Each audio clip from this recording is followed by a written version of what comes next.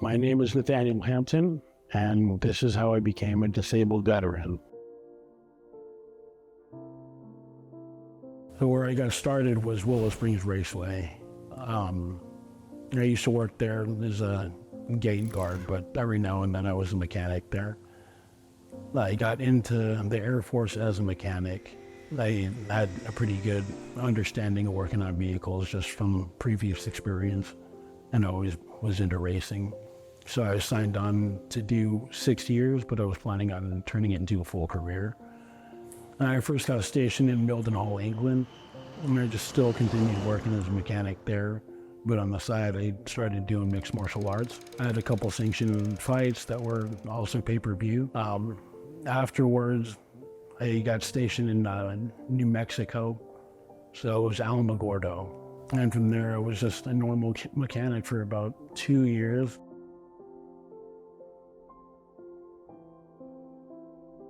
So I was there for about 2 years, and in 2015, I had a big gut issue come up. I ended up being a bowel obstruction, and I ended up going to the hospital, and from there, they gave me 4 surgeries, and they botched all of them pretty badly.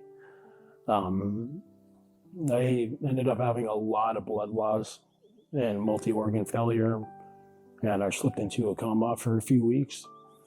They ended up having to remove like most of my small intestine and about half of my large intestine.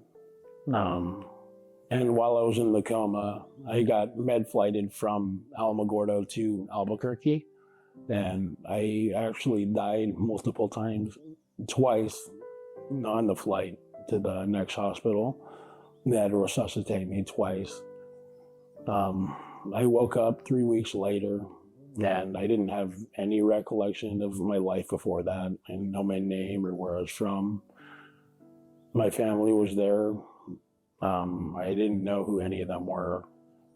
I lost all motor functions, and I had to relearn all of that in the next few months. My abdominal scar was still wide open. They never stitched it back closed, so it's just a big gaping hole. I was able to see what was in my intestines whenever I ate, and after that, it was freaking me out. I was really scared. I didn't even know like what happened before that. I just remember seeing a big hole there. I wasn't sure how that was ever going to be able to heal up again. I just thought that it would have been easier to die. I wasn't even sure if I'd want to keep on living after that, because I had tubes and everything hanging out like with every organ that I had. Nothing was working. Even just drinking water, and it was just coming right out of my stomach. So it was just one day, like I was hurting really badly, and my chest was hurting, and I could feel like just a lot of pain on the side of my ribs. And it turned out that my heart was leaking fluid.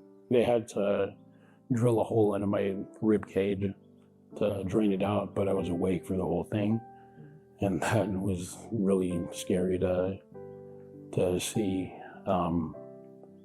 It was really painful too. They didn't really have time to put me out, so I was awake for the whole thing. And my mom did come out to try to nurse me back to health while I was in the hospital. She wasn't sure if she was going to be able to keep her job, but she was okay with that. She was just worried that I wasn't going to survive. But she was with me every day. She reminded the nurses as often as she could, as far as medications go and everything. But again, I didn't remember who she was when I first woke up. It was a few days before I even knew her name, because I couldn't speak when I woke up because I had a ventilation tube down my throat, so I couldn't actually ask her who she was. But she was there the whole time, and she was crying every day, and she knew how much pain I was in too. I was there for another 4 months. Yeah, it was 4 months I was there. and she stayed there the whole time. And she slept in the same room as I did. Yeah, she slept in the sofa that's in every room. And she slept there for 4 months, so it really hurt her back after a while. I used to be a mixed martial arts fighter. Um, I was in really, really good shape prior to all that, and I'd lost everything because I was dwindling away.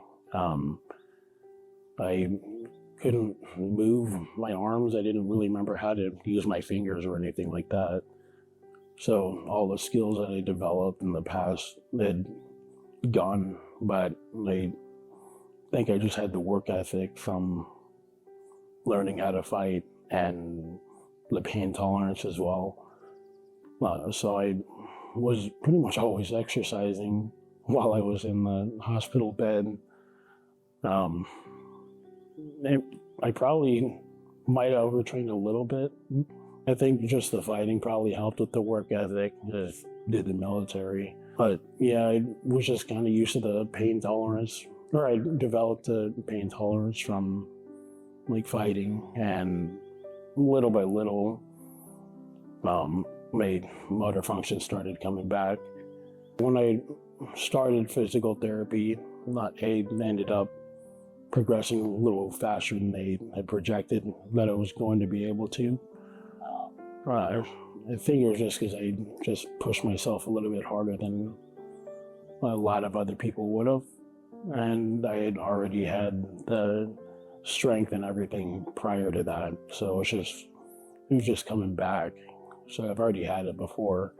The reason that I was motivated to progress quickly was I wanted to get into special ops or spec ops in the military, and I really thought that I'd still be able to, and I thought that my time was running out to be able to do that. So I just worked as hard as I could for as long as I could, and I still wanted to be an MMA fighter, so I also used that as motivation as well. And I didn't want my military career to come to an end, so I wanted to try to get back into shape as quickly as I can before getting discharged.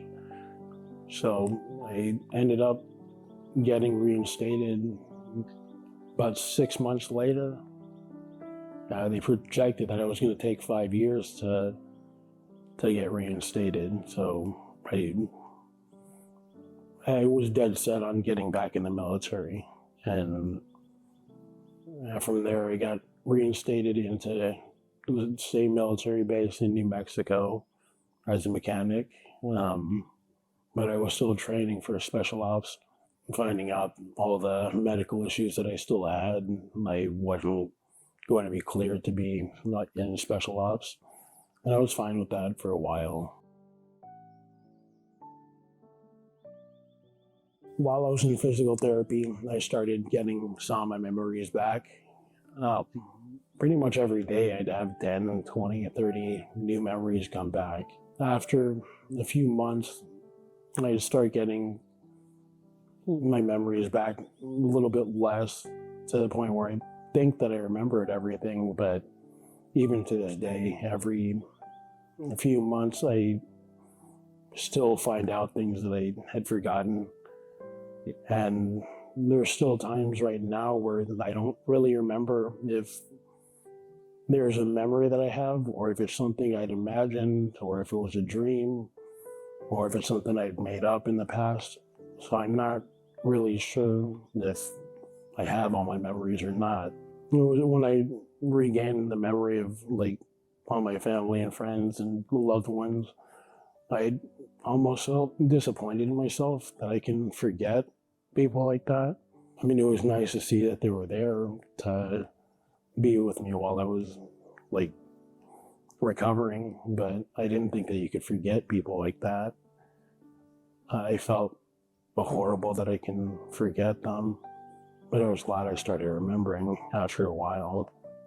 And so I eventually got back to the base in Alamogordo. It was January 19th, 2016. My first day back, I had already went to the gym, and when I got to the parking lot, I actually saw a girl in leggings walking away with kind of a curvy shape. I didn't see what she looked like, but I knew that I'd want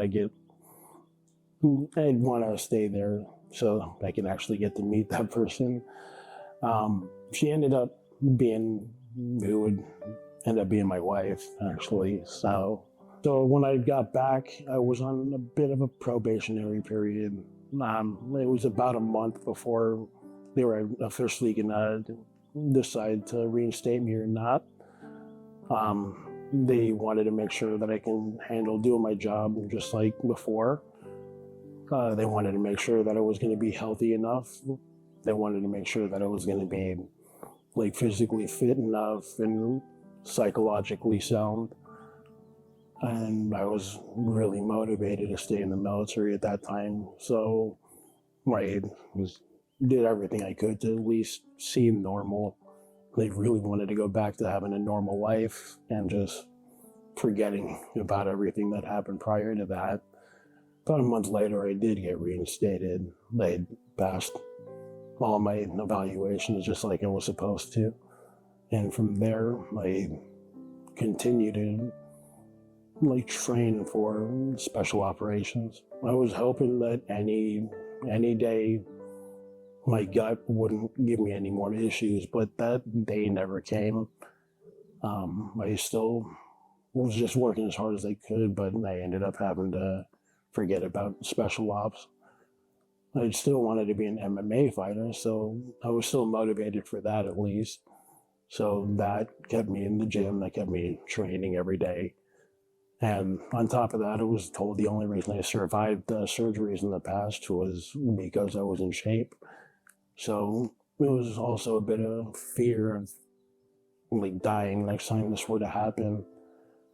So I wanted to make sure that I was in even better shape this next time if I end up having another botched surgery. And while I was trying to get back into shape, getting into the military again, I had finally hired a personal trainer. I'd never had a personal trainer before. I just figured this would be the best time to finally have one. Her name was Darla. She helped keep me motivated. She understood the reason I was really wanting to get into better shape. I had hired her, and she was training me for about 3 or 4 months, and she eventually moved, but she passed me on to the next personal trainer who ended up being my wife. I had a crush on her, but I was too scared to say anything at the time. So she trained me for about 6 months, roughly, before I started becoming depressed. I started realizing that I wasn't ever going to be able to go 20 years in the military. My gut didn't seem to be getting any easier to deal with. And my health didn't improve anymore. I already started realizing I wasn't going to be a mixed martial artist anymore. And I obviously wasn't going to be in special ops like I'd wanted. Everything that I'd worked for was starting to slip away. When I started feeling like after I had died, there's really not going to be anything significant that I was going to be remembered for. I wasn't really sure how much longer I'd want to live for, so I started getting suicidal. I had 2 suicide attempts. And after those attempts, I got put into a psych ward. And while I was in the psych ward, my future wife came to visit me every day and talk on the phone every day. After I got released from the psych ward, we started talking a lot more, and I had finally told her how I felt about her. She told me how she felt about me, and we finally got into a relationship shortly after that, and we got married about 2 months after we started dating, and we're still married to this day, so I think things turned out well. But I was still depressed. It never really goes away, but then she understands dealing with it. I started seeing a mental health therapist pretty regularly after that, and so did she. But the depression really never goes away. Whenever my gut issues start coming back, my depression starts getting really bad. And the thing that helps me the most with dealing with the depression is, instead of sitting around and not doing anything, I try to start making plans for the future so I have something to look forward to. Finding a way of giving your life purpose, whether it's long-term goals or short-term goals. Like long-term goals of eventually having a bodybuilding contest with my wife. That was a long-term goal, and wanted to make sure that we were able to do that together.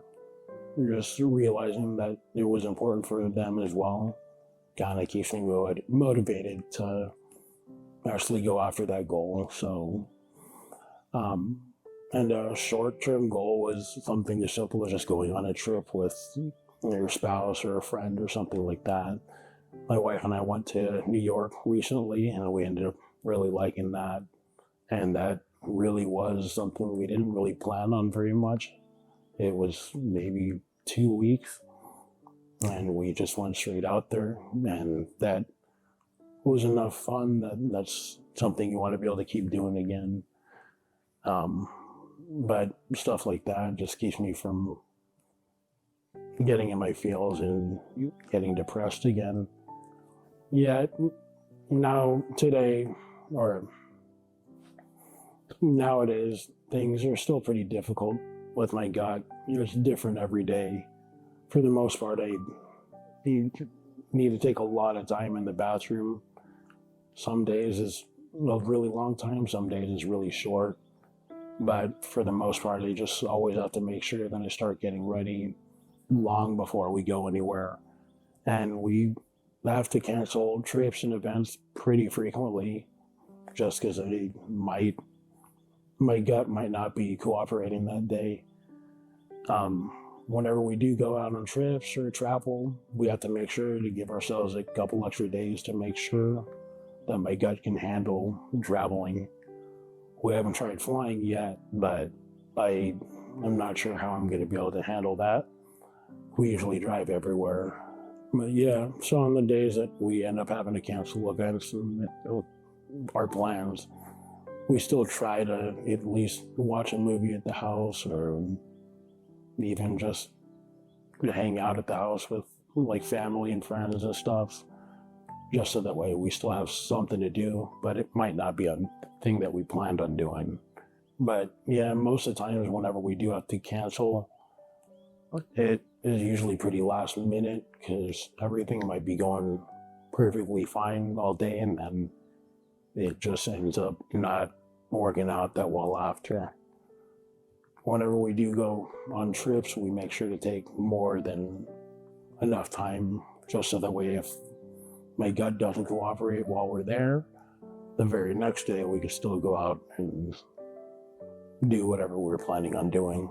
When we went to New York, we only really planned on 4 or 5 things, but we made sure to give ourselves more than a week because we did end up having to cancel a few things while we were there.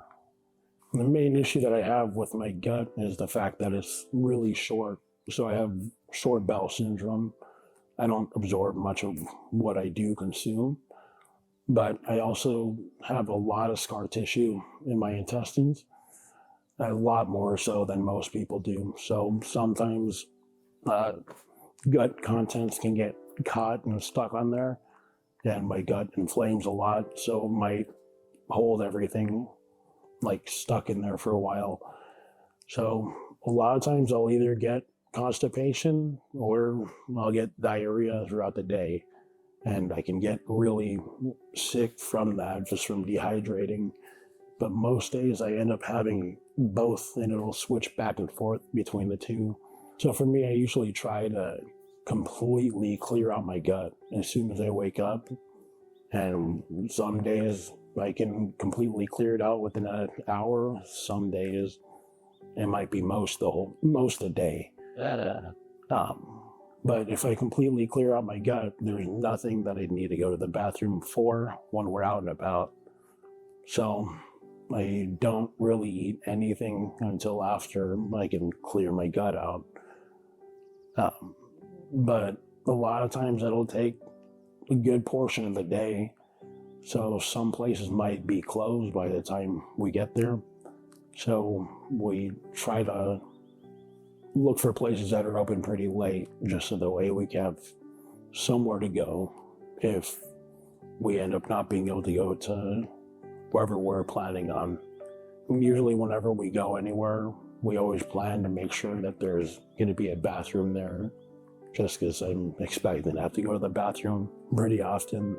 I always have food and snacks on hand, just because if I'm constantly going to the bathroom, I can go hypoglycemic, so I have something to eat, and I always bring water with me, so there's always a way for me to stay hydrated. But whenever we travel anywhere, we make sure that every 2 to 3 hours we can get up and move around and go to the bathroom if I need to. When we went to New York, for example, we took the Amtrak, so we got a full bedroom.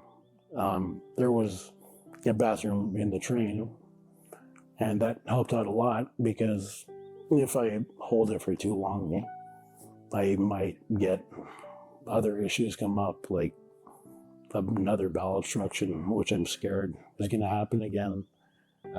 But using the Amtrak, that actually helped out quite a bit. We're planning on using an RV to go on longer trips eventually too, and hopefully that'll help out. Yeah, so I don't really have any issues driving the RV. Just after being in the military, working on heavy equipment and trucks, driving an RV is not really much different. But my wife is a little bit nervous of driving it, so I'll be helping teach her how to drive it, and especially back up with it as well.